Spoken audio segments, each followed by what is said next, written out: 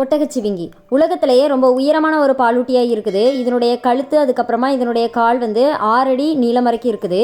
இதனுடைய இதயம் 11 கிலோகிராம் வரைக்கும் எடையுள்ளதாக இருக்குது.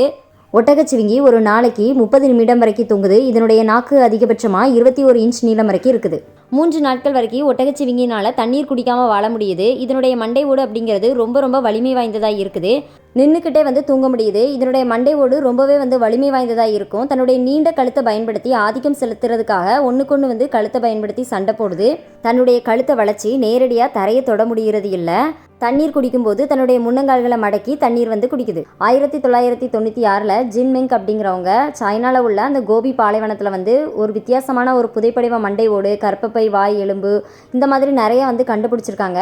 இது இப்போ வாழ்ந்துட்டு இருக்கக்கூடிய ஒட்டகச்சிவிங்கினுடைய மூதாதையராக இருக்குது. பிறந்த குட்டிகள் பிறந்த 1 மணி நேரத்திலே எந்திரிச்சு நடக்குது. அதுவுமே 2 மீட்டர் உயரம் வரைக்கும் இருக்குது.